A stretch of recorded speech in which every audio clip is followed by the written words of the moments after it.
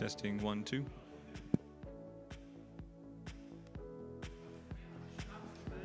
Testing 1 2. Testing 1 2.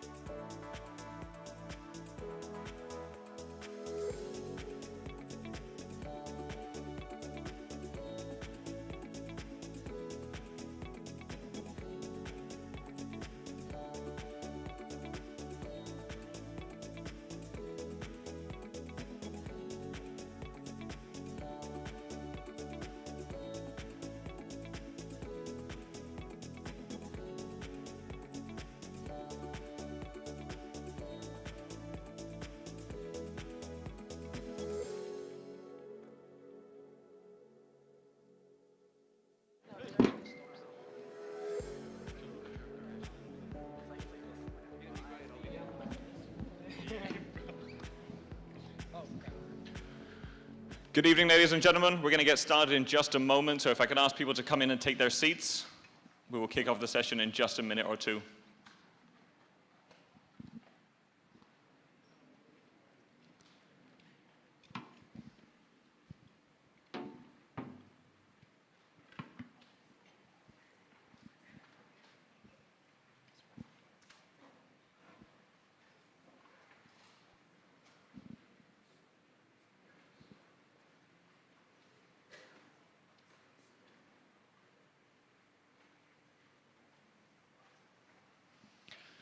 Good evening, students, parents, and counselors. Thank you all for being here with us at NIST this evening. It's wonderful to be able to present to you and to share this wonderful information evening with everybody.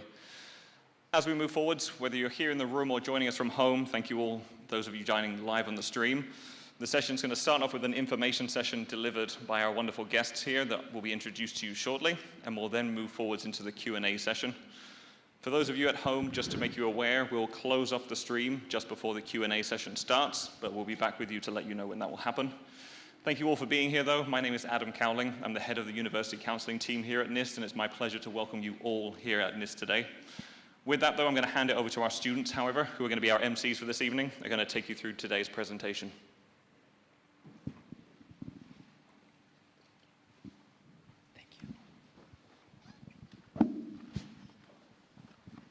Good evening, everyone. My name is Bella. My name is John. My name is Gus. And we will be your MCs for this evening. So thank you all here for joining us here at NIST International School for what we're sure will be an insightful and educational evening. Before we begin, guests, could we please ask you to put all your digital devices on silent mode during this presentation?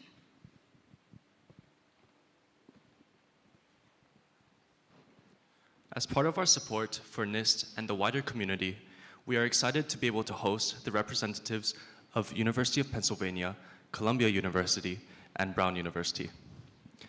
As we all know, these institutions are exceptional and highly regarded in their own way. We are very fortunate that several of our students have attended each of these universities, and their feedback consistently confirms that these reputations are well-deserved. Our first guest is Tiffany George, Associate Director of Admission at Brown University. I'm so sorry. Tiffany is a citizen of the Navajo Nation, a Brown alumna, and was the first in her family to graduate from college. She joined the Brown Office of Admission in 2011 and currently serves as an Associate Director of Admission.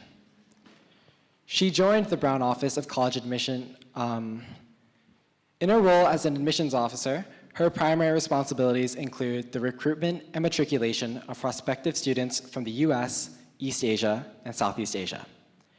She also focuses on strengthening partnerships with nonprofit college access organizations in her efforts to promote equity and broaden access to higher education. We are thrilled to have Tiffany back to share more about the Brown experience. Next, we have Chris Quach,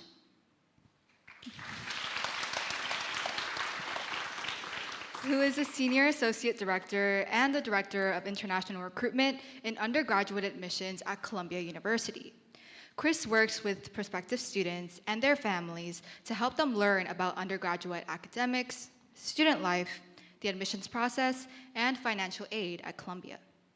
As Director of International Recruitment, he also advises Columbia admissions staff on post-secondary enrollment trends and holistic application review through an international lens. Chris holds a master's in higher and post-secondary education from Teachers College, Columbia University, and a Bachelor of Arts in Sociology from the University of Maryland, College Park. Thank you for Chris for being here with us today for the first time to discuss the opportunities available at Columbia University. And here's to hopefully many more visits. Finally, Elizabeth O'Connell, who also goes by the name Liz.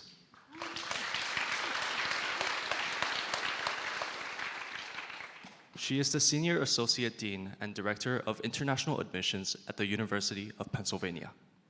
She has visited schools from all over the world over her decades in the profession.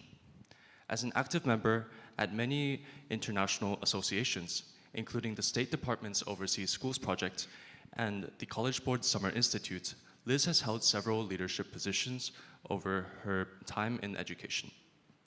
Liz came to the US and the University of Pennsylvania as an international student from Sweden and has traveled extensively throughout the world, having lived in Europe and Africa. We are delighted to welcome Liz, a frequent visitor and a friend to our community, back to NIST to share her knowledge of the University of Pennsylvania. With that, we'd like to hand it over to our wonderful representatives to share more about their institutions. If we could please give them a warm welcome.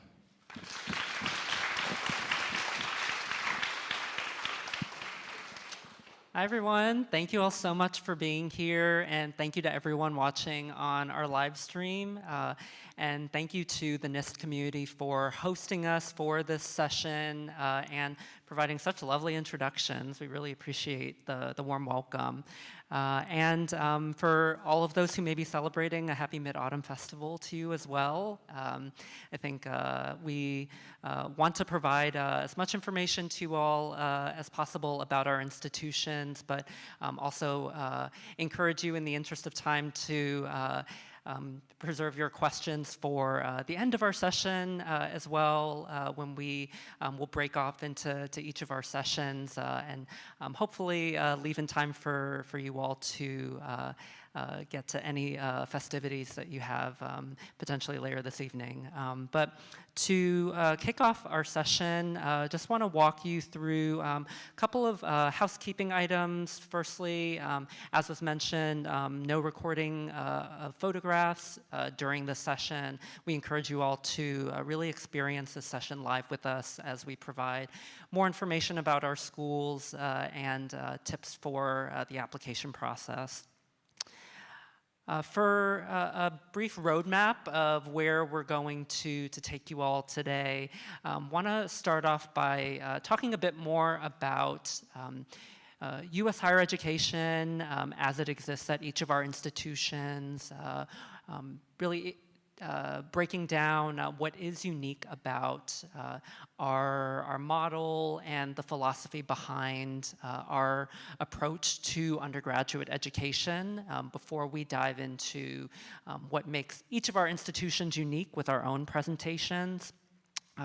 Talking a little bit more after that about frequent topics and trends in the admissions process that we've heard from many applicants in the past and those actively undergoing the process now. And then we will break out into our individual school-specific Q&A sessions where you'll see Tiffany, Liz, and me essentially taking different corners of the room to really give you all a bit more space to ask each of us and some of our alumni who are also in attendance with us today, questions that you all may have about the undergraduate experience at each of our schools. So please do save those for towards the end. A note also for the parents that are here, we really would like to encourage and prioritize our student questions in the Q&A as they will be actively engaging with this process. And so appreciate your patience in advance as we directly address their questions first. So I think before we talk a bit more about each of our schools, we did want to take a step back and talk a bit more about the U.S. higher education system as a whole, and I think not take for granted the value of the system that we all are operating in. Talk a bit more for maybe those who are less familiar with our approach, what the benefits and the values are that are part of that. I think at its core, this approach to learning in the liberal arts and really setting that foundation for our students is at the core of our undergraduate learning experience. I think this idea that students are not bound to a particular area of study at the outset and held to that for the remainder of their 4 years is really important to us, that students are given the space to explore and experiment before they formally declare what they want to study This gives them the opportunity to defer their major choice, where oftentimes you don't have to declare until your second year. It really gives you that space to think more critically about what you want to study, potentially change your mind if you like, or maybe even combine areas of study where you are thinking about pairing two seemingly very different areas potentially, or two complementing areas. It really is up to you and gives you the agency as a student to chart your own course of study. And in that process, at any of our institutions, you are going to find an extensive, robust set of resources, many of which are specifically built out for international students and recognizing the particular challenges that they may face adapting to academic and student life in the US, whether it comes to tutoring, academic advising, career advising, or other areas that students may find themselves adjusting to with life in the US. All of our schools are some of the most generous in the US when it comes to awarding international financial aid, and recognizing that that cost can be a barrier to some international students considering the US. And we also all have generous and I think eager alumni networks who are really devoted to each of our institutions and giving back to these communities that they've been a part of. And recognizing that our students have access to this network during their time as a student, whether it be through mentoring, professional coaching, or direct recruitment at one of our alumni employers that are often actively hiring during our career fairs throughout the year, and recognize that as an alum yourself eventually, you have access to this network for life that really carries you for a lifetime. And I think at the core of this liberal arts approach is going to be these skills that we will continually touch on and reinforce, that are meant to equip you for a lifetime, not just for the first job you get right out of university, but really equipping you for times of uncertainty that I think will affect all of us at some point, whether it's related to your career or other aspects of your life. And this education will give you the critical thinking skills, the communication skills, the ability to empathize and engage with people who may not share the same perspectives as you, who come from all different walks of life. And it's this community that we're trying to build that ultimately we want students to be ready to engage with, and to both bring their own perspective, but also engage with nuance in these different ways.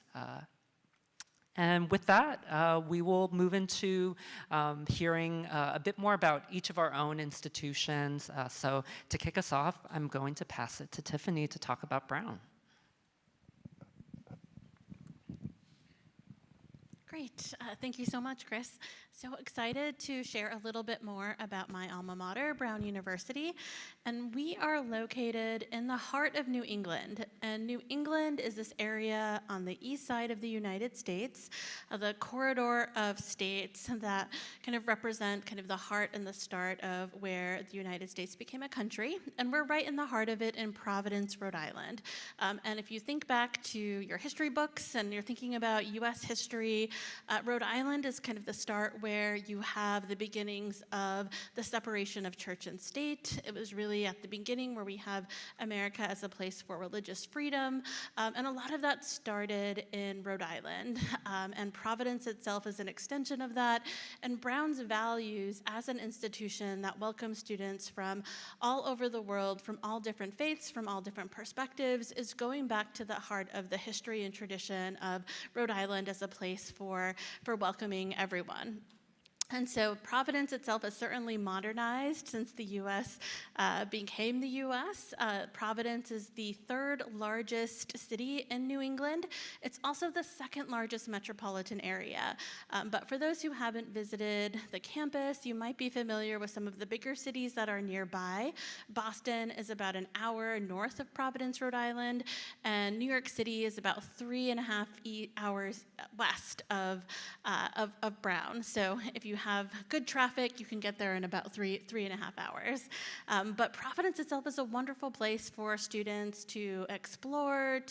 There's a great shopping scene, an amazing food scene. So just recently, Food and Wine magazine had named Providence the #1 food city in the U.S. So it's a really wonderful place where you're able to explore different aspects of American culture. And as part of our welcoming students to campus, the umbrella of that happens with the community that we are building. So we are here today to emphasize our institutions as global entities. We're global institutions that want to make sure that Brown and all of our institutions have robust presence of international students on our campus.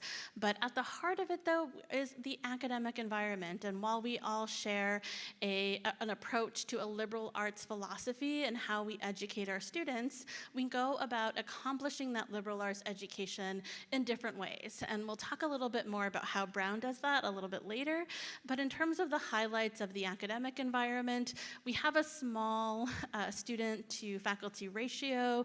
There's a real emphasis on undergraduates on our campus. So in terms of like graduate education, we only have a graduate school and a medical school. So the emphasis is really on preparing our undergraduates to take that next step and to explore different institutions after Brown.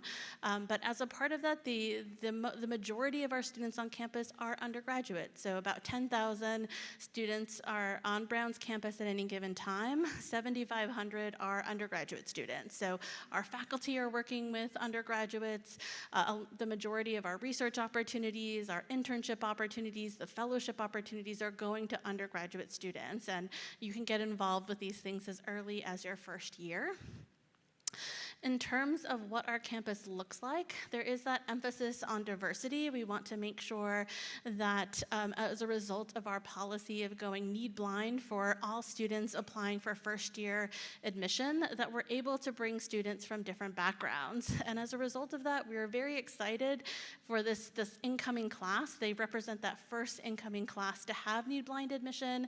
So we were able to increase the number of international students coming to Brown's campus, to increase the number of students who received financial aid, as well as increase the socioeconomic diversity of our international students. And so you can see represented here, you're going to be welcome to a small to mid-sized community of students from diverse perspectives from all over the world. And one of the questions that we're most often asked about as admission officers is what is student life like? What is the campus like? So we are a residential campus. We run on a semester system. Most Brown students will take 4 or 5 classes over their 8 semesters. But the campus itself is really brought to life by what you are doing outside of your courses. So we have over 400 student organizations. At the beginning of every year, there is a student activities fair that highlights all of these organizations. Represented on this slide is some of the more popular ones. This past week, I learned about the Brown Pottery Club, which is the most popular extracurricular activity that students get involved in. So there's a big amount of advocacy that they share. Kiln Space with our Makerspace in the School of Engineering.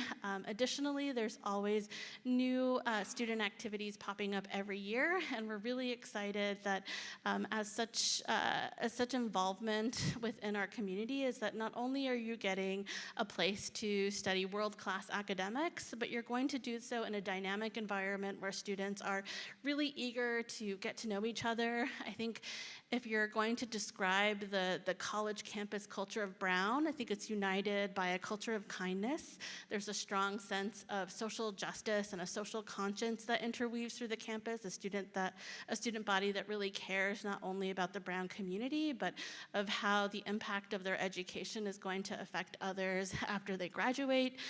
So it's a little bit of a quick overview in terms of how we see the Brown values reflected in our student body. And so when we think about Brown in terms of how we separate ourselves from our peers within the Ivy League, and it's through our approach to the liberal arts philosophy. So as Chris mentioned earlier, we really want our students to explore broadly, to have opportunities to step outside of their comfort zone, to try new things. But at the end of your time in education, we still want you to focus deeply in an area, to have a depth of study that gives you a little bit of ownership in your education. And so that depth and breadth is really at the heart of a liberal arts curriculum. And we accomplish this through an open curriculum. So with an open curriculum, that means that outside of your major, or as we call it, a concentration, you have the ability to choose every single one of your courses. So I mentioned we're a semester system. Every year we have over 2,000 courses offered for our students, and it's up to you to pick 4 or 5. There's going to be dedicated advising within your faculty advisor, within your staff advisor, as well as peer advisors that are there to help give you different perspectives on what are some of the classes you might be interested in taking. But ultimately, the Brown education, the Brown experience, is about cultivating a sense of independence, taking initiative to try something new, and to build an education that is uniquely yours. So I think one of the things that we often say about Brown is that if you have met one Brown student, you've met one Brown student. Because even though some students may share a concentration or may share academic interests, the way that they approach that shared interest is vastly different based on their own experiences. And so we love to see an open curriculum be used for students to try different things. And so you'll have the ability to not only choose every single one of your courses at Brown, but in terms of the academic environment, Brown faculty and our Brown professors know that when they step inside a Brown classroom, they're stepping inside because the students want to be there. So it changes the academic environment. So you have students who are not being forced to take classes because they have to, but because they genuinely chose them. I think when you look at any Brown student's transcript, they would have completed what is a distribution requirement or a core curriculum at any other school, but the difference is that Brown student did this by taking classes that they were genuinely interested in, genuinely loved. So there are over 80 different concentrations to explore, and how open your curriculum is going to be really depends on the concentration you pursue. So for students who are interested in the humanities, we'll have between 8 and 12 concentration requirements. The social sciences will have anywhere between 10 and 14 concentration requirements, and if you're looking at STEM classes, so life sciences, physical sciences, you could have anywhere from 14 to 22 requirements. So even though you are applying to all of Brown, we do have different areas that you can continue to take advantage of different resources, such as our School of Engineering, our School of Public Health, and our recently opened School of International and Public Affairs. So those are just different opportunities and areas where you can continue to use the openness of the curriculum to explore different things. And as we kind of wind down, I do want to highlight again the Brown Promise, which is what led to Brown being need blind for all U.S. citizens, permanent residents, domestic students, and just recently in the past year for all international students. So that's a really exciting opportunity for students, knowing that when they apply to Brown, that their financial aid is not going to be a factor in whether we decide to admit you.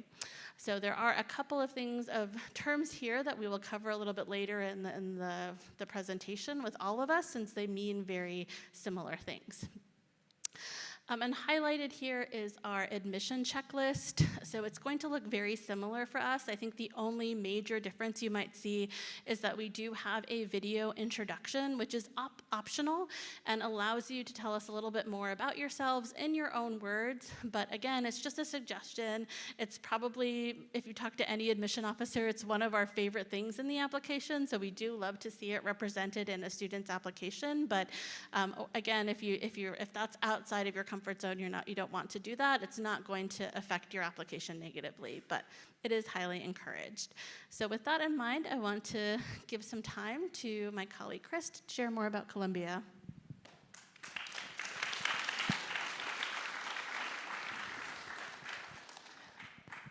All right, I'm back and excited to share a little bit more about Columbia with you all.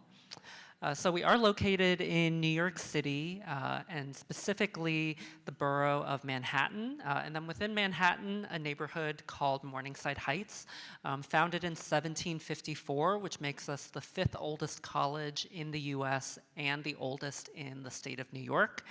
If any of you have been to New York City or are familiar with its geography and sort of tourist culture, if you think about a part of the city like Times Square, for instance, that I think is particularly high energy and really reflects the more of the hustle and bustle of the city. If you take a 20-minute subway train ride north of there on public transit to Morningside Heights, you find a very different energy where I think students will experience a traditional residential campus that is very much centralized, everything that you need within 8 city blocks spanning 36 acres, from your residence halls, your lecture halls, lab spaces, all within short walking distance of each other, and really allows for this tight-knit sense of community on campus, where about 90% of our 6,700 undergraduates will choose to live on campus for all 4 years, even though you're only required to for your first year. Really makes it quite easy for you to find community after you get on campus. And at the same time, you are in the heart of New York and have access to all different parts of the city with a subway station right outside the gates of campus. You find that it's really quite easy to bring New York City into the student experience when you're at Columbia. This gives you a snapshot of our current first-year students. So about 1,800 in our most recent first-year class, the largest class that we brought in at Columbia, about 16% of whom identify as international. I think it's really important that we bring in a globally diverse student body that reflects the diversity that you're going to find in New York City, one of the most international cities in the world, where I think regardless of the nationality of our students, they are going to find a campus and a community that feels like home, with over 80 different countries represented by home or school address and over 100 countries represented by passports, as well as the diversity of the US represented with all 50 states. The 2 main schools that I'm going to speak to you about are Columbia College, which is the larger of our 2 schools, about 4,900 students with over 80 different programs in the arts, humanities, languages, natural and social sciences. And Columbia Engineering, about 1,800 students with 17 different engineering majors available to them. You do have to decide which of these 2 schools you apply to when you are applying to Columbia, but you really find that on campus, they are very much integrated as one student body. And one of the key ways that we do that is through the academic experience, which we have structured for all Columbia students in the form of what we call our core curriculum. Very different experience and what you would find, I think, on the other end of the academic spectrum than the open curriculum at Brown, where we have built in these 6 specific courses and 4 broader requirements that make up the full core curriculum that span every Columbia student's 4 years, and that really unifies them under a shared learning experience where you are coming in with students from all different walks of life, all different academic and professional interests, and different lived experiences and perspectives that they will all bring to bear on the same texts and topics and issues that are studied in the core curriculum, ranging from political theory, history, philosophy, art, music, and literature, that really provides this robust liberal arts foundation to your studies, regardless of the major that you end up choosing. And for engineers at Columbia, this also makes us unique among other engineering schools in that you are pairing the strong technical foundation to your studies with this liberal arts curriculum that equips you with, I think, this human-oriented mindset that challenges you to think with social impact in mind and the ethical and moral implications behind the work that you do, the products that you design, and that I think really drives every Columbia student's experience.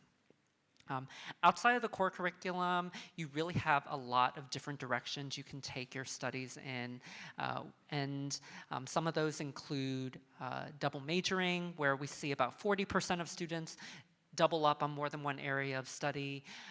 About a third of Columbia students will study abroad at some point in their 4 years, and we see about 95% of Columbia students take on at least one internship or research opportunity when they come to campus. And research continues to be a big priority across the university at large, but particularly providing opportunities for undergraduate research as early as your first year and in any major, where we receive significant research funding that is channeled towards undergraduate research opportunities each year.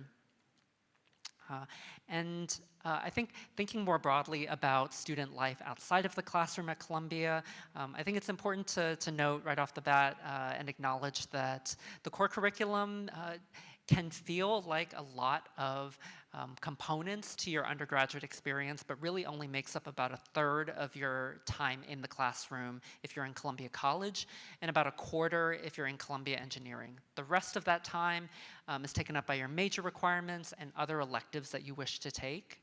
But really, student life outside of the classroom is really what makes Columbia feel like home for so many of our students, where they have access to over 500 different clubs and organizations, ranging from pre-professional groups, performing arts groups, affinity-based spaces tied to students who share different cultural backgrounds or interests or different nationalities, and club and intramural sports, including 31 different NCAA Division I sports teams that you'll find our students cheering on at various games and matches throughout the year.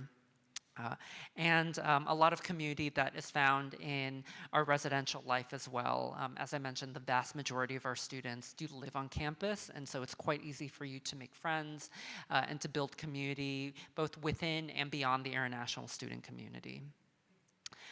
Thinking more broadly about New York City, I think it's really the city that makes it one of the most exciting places to be a college student.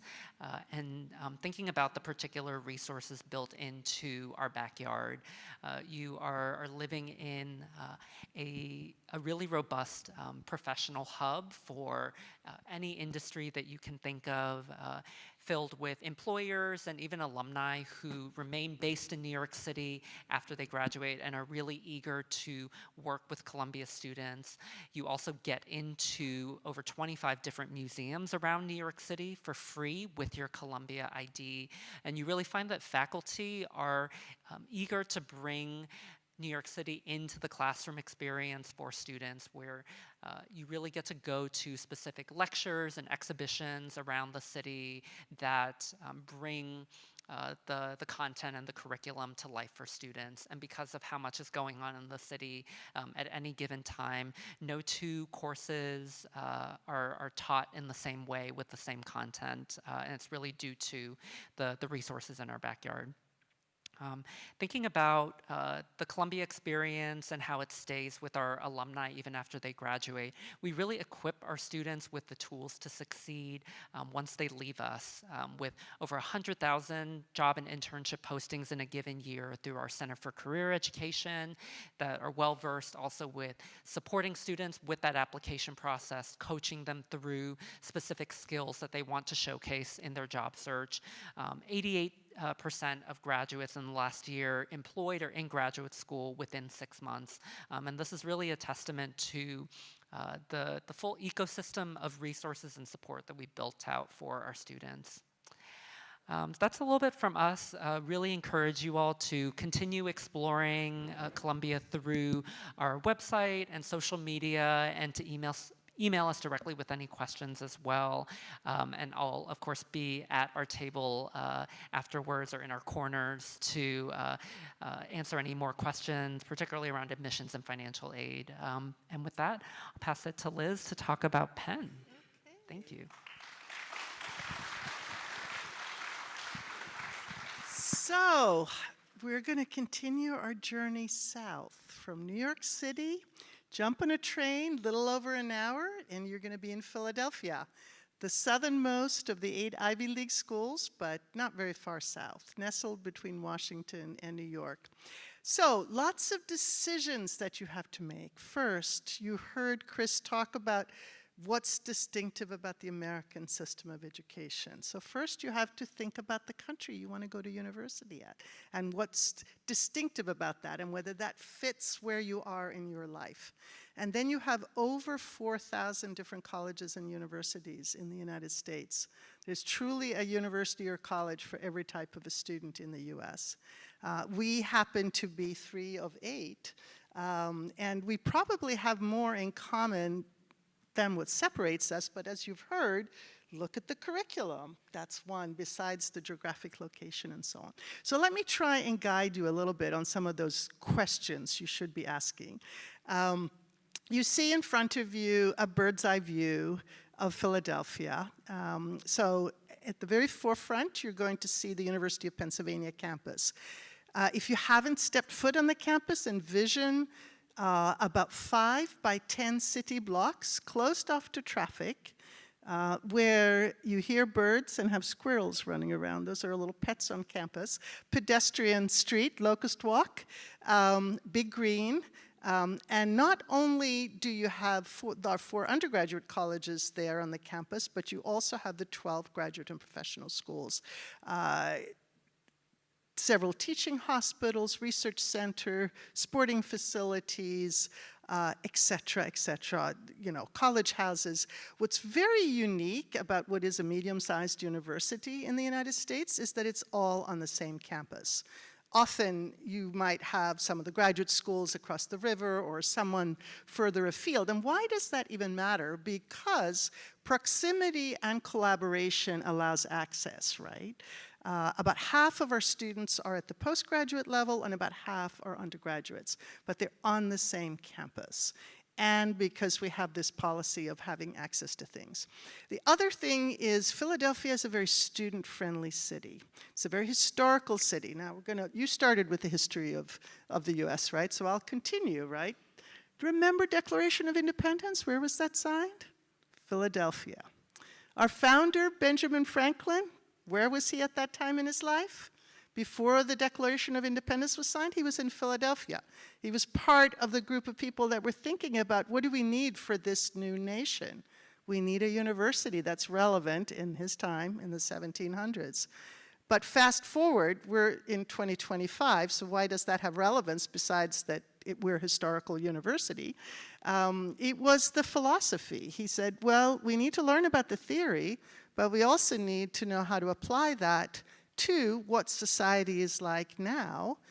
And he also said, we want to make a difference in the world and in society.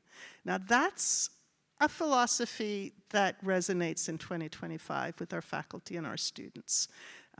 They don't want to wait until they finish. They want to start while they're still undergraduates and do some of these things and be with like-minded students, right? We talked about size. It's a medium-sized university. But then look at that map. You don't see the river. There's a Schuylkill River, a narrow river. And then you have the high-rises, which we call Center City. Some of you might call Central Business District. That's downtown Philadelphia. What do you take with you from Bangkok to Philadelphia? Your 2 feet. It takes 15 minutes to walk. We are one of America's cities that still has sidewalks. It is very student-friendly, it's very accessible, and why does that matter? because you have easy access, you'll do more of it in busy student lives, right? So our students often say, I want a university where I got a foot in two worlds.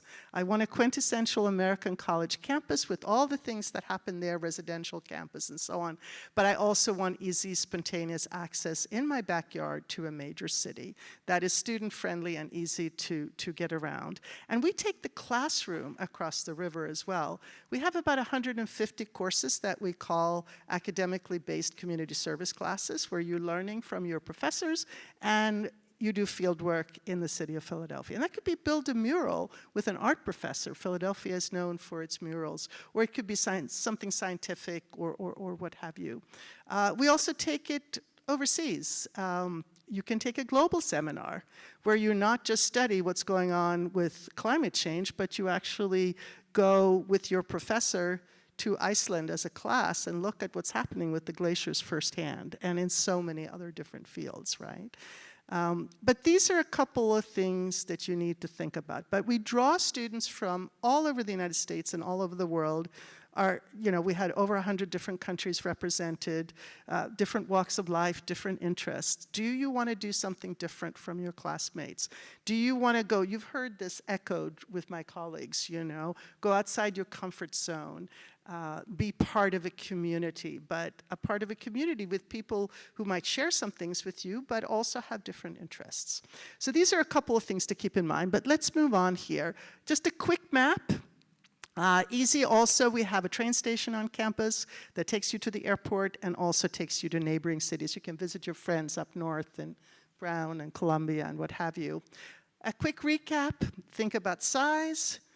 We're part of the Ivy League, which just means that we're on the East Coast, private university, and we all play Division I sports against each other. That's why the Ivy League was formed. And financial aid, we're all need-based, no merit-based, no special talent scholarships. And liberal arts is at the core. You've heard that echoed amongst the three of us, right? But we do have a slightly different general curriculum than open curriculum at Brown, core curriculum at Columbia. My chair should be in the middle between the two of them. We're right in between on that spectrum. And that's, in the liberal arts, about a third of your degree, as you heard echoed before, right? So we call it structured choice, that we want certain ingredients, but we want you to have choice on the subjects. And then, of course, about a third of your degree is your specialization. We call it major, you call it concentration, and it is not something in the liberal arts that you choose until the end of your second year. So you can be totally undecided, you can change your mind 100 times, and that's one of the distinctive features that Chris talked about in terms of U.S. higher education. Research in many different fields is something that is supported. And we even have a center for undergraduate research, and also you have access to some of the other things that are going on. I was talking to a student, international student from Japan before I left, who had actually had the opportunity to work with the two Nobel laureates that developed the mRNA, which has saved so many lives. And that's happening right on our campus. So it covers a lot, and we want to help meet you where you are when it comes to things like research. We talked about Philadelphia. We rent the Philadelphia Art Museum for new student orientation, so you can look at wonderful works of art and be part of the city, and students take full advantage of it. And we talked a little bit about our friend Benjamin Franklin. This is what campus looks like. This is the green. By the way, Bangkok does not have 4 seasons. It either rains or it doesn't rain. But Philadelphia does have this kind of weather, as do the both of you, right? So, but the key here is that it's walkable to the city.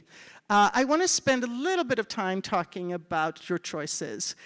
Just as you heard Chris talk about Columbia, that you have to choose a school compared to Brown, where you just, go into Brown.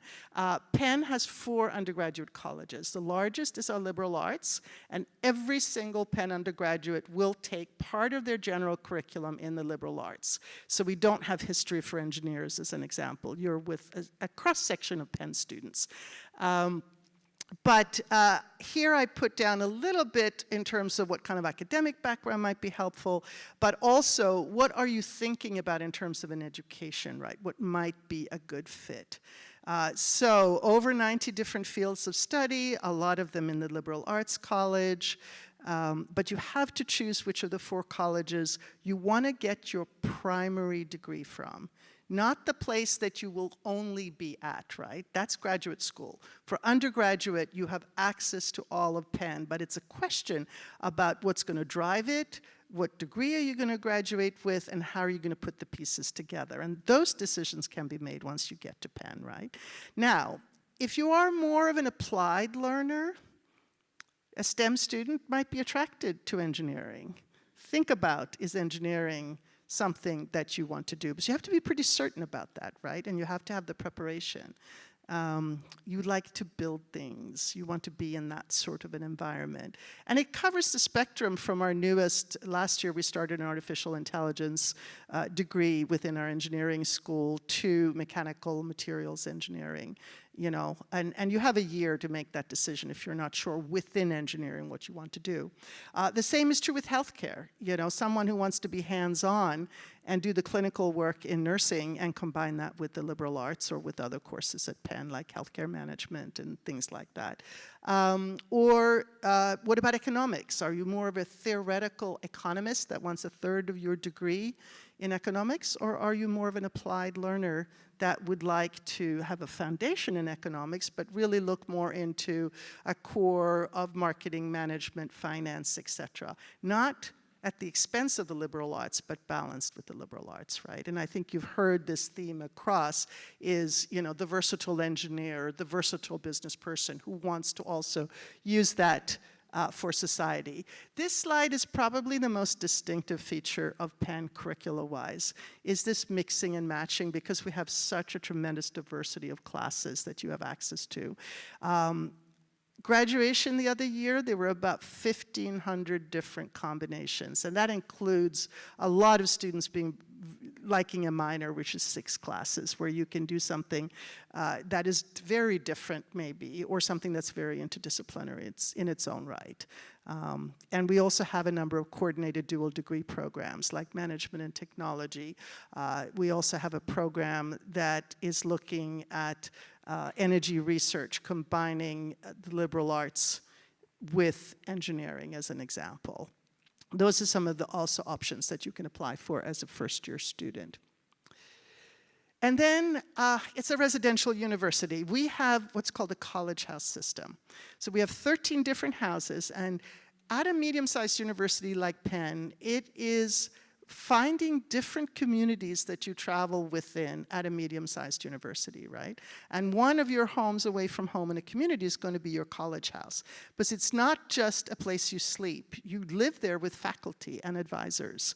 There are sports teams and other things that you can do, competitions between the houses, right? It's a sense of community, and some might stay in a house and become a leader, or you might shift houses. Some look like this. We borrowed the architecture from Oxford back in the 1800s when this was built, and then we have 2 houses that were just opened up in the last couple of years. You're required to live on campus for 2 years. You have the option to live for 4 years, and if you live off campus, you're walking distance and connected with the houses. So that's an important part of the Penn experience. Another one are non-residential houses that are physical spaces where you're going to be together with those that share your interests. This is Perry World House. There are Perry World House fellows. There are students who want to engage globally. And we have, visitors that come that might have worked for the UN or are an expert in human rights that come for a semester. And all our international activities are held here. But next to that is a writer's house. Next to that is a community service house. Next to that is an entrepreneurial center. Down the walk from that is a center for undergraduate research and a performing arts house, and so on and so forth, right? So you're going to find you have a foot in multiple spaces like that, but that's part of your experience. As is getting involved outside of class. There are about 700 different clubs and societies on campus. So whether you're interested in performing arts, some you audition for, some you just show up. Whether you're interested in debating, Model United Nations, service, academically oriented societies, that's part of your university, and that's something we as universities sponsor. Sports is another one. We talked a little bit about how the Ivy League works. So you can go and play a game of tennis or pick up game of basketball because it's fun, or you can go to the Olympics, or you can compete for Division I, and everything in between. The resources are there for all. And then we get to the end, which we call commencement, which you call graduation. One of several traditions that we have at Penn is that the students walk out on Franklin Field and are applauded by the faculty during graduation day. And I think we've all wanted to get the message across that we are global universities. Our students come from everywhere, they go everywhere, and some of the people on the front row here, we have alumni everywhere, including Bangkok and Thailand. And they're there because when you go to the United States, you become a member of that community for life. It's very different in other societies, but that affiliation on a social level as well as on a professional level is very, very strong. So that ends your journey. There's just a quick slide here a little bit. We're going to talk more about this later. We have returned to SAT or ACTs. We talked about need-based financial aid with all of the Ivy League schools have, and we are an early decision and regular decision school. So those are some of the salients. And I have the privilege of talking about a hot topic, which everyone thinks they know the answer to, and there are lots of opinions on it, which is namely, how do you make admissions decisions? So I'll leave two things with you. One is, no matter what anyone says, there is no formula. No one knows exactly what's going to happen. Us being most selective universities, we leave you with uncertainty because there is no guarantee, there is no formula. No one, even our Dean of Admissions, does not know the exact outcome because it's not meant to be that way, it's not built that way.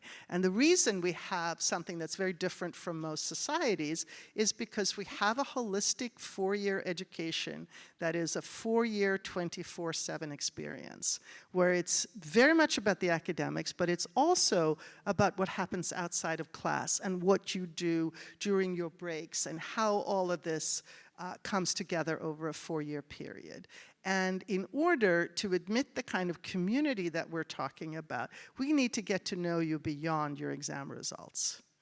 And that's holistic admissions. So, myth number one, the academics mean less because they ask for all these other things, right? Wrong. We start with the academics. They have to be there. We just don't look at an exam score alone. We are very interested in what happens in the classroom on a day-to-day level because that's the type of education we have. We want you to be ready for that and want that. And we look for things like intellectual curiosity and initiative and self-motivation and engaging and sharing with your peers, right?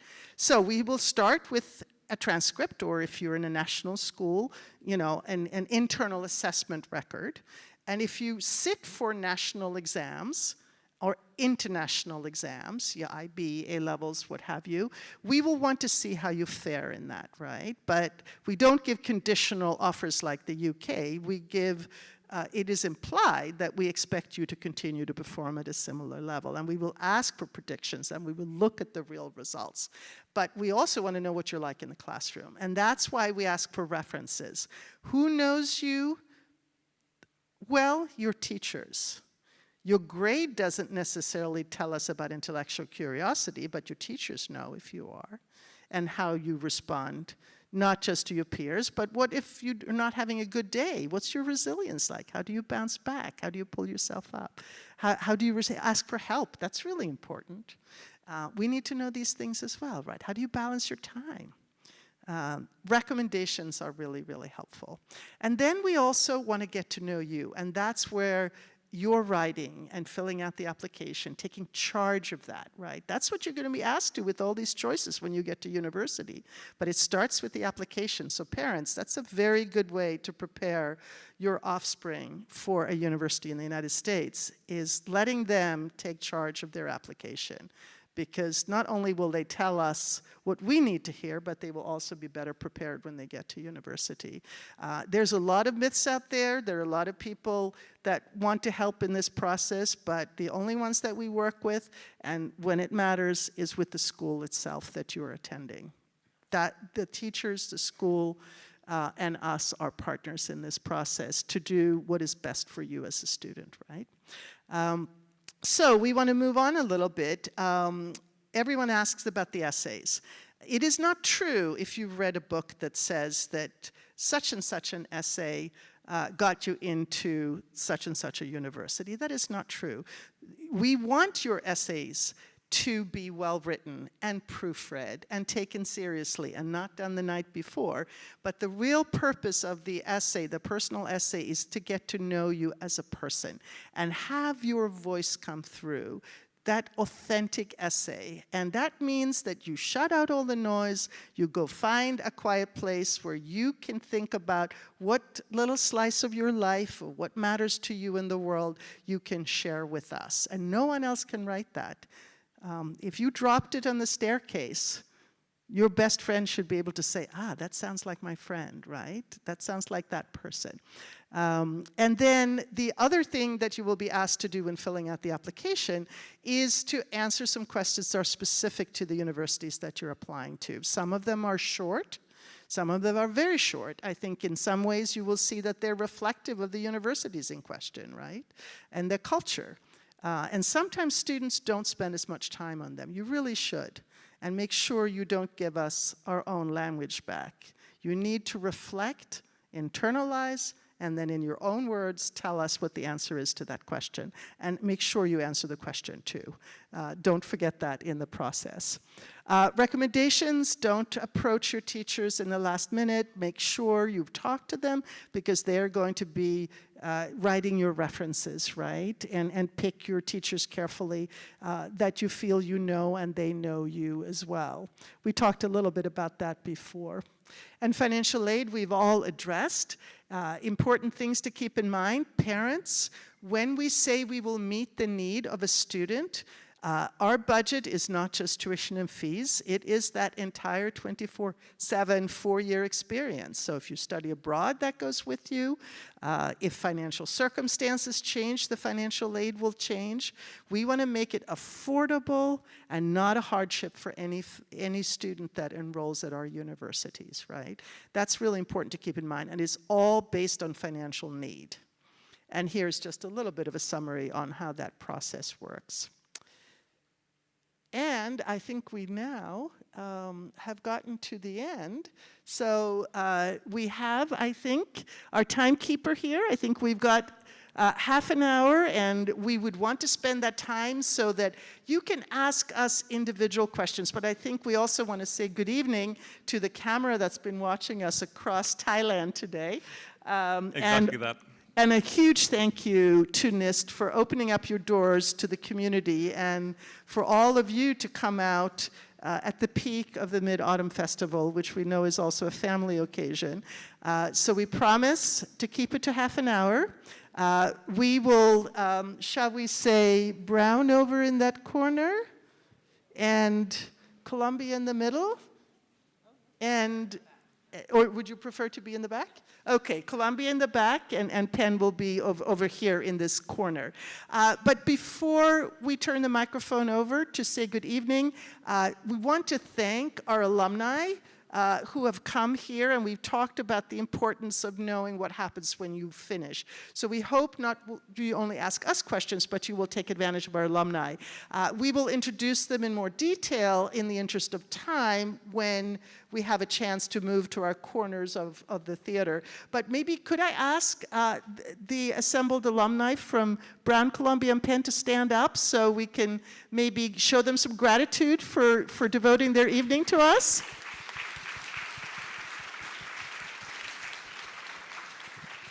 And we will hope you will join your alma maters for the last half hour of conversation this evening. Thank you, Liz. So as we turn over to the Q&A, if you could all join me in giving a round of applause of thanks to our wonderful guests today.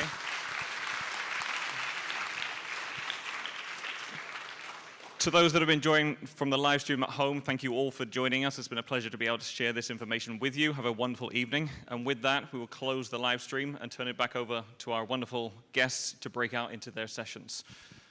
We said it's Columbia at the back. Was that right, Chris? Columbia at the back. Liz, you'll be down here representing Penn, and then Brown to the far side.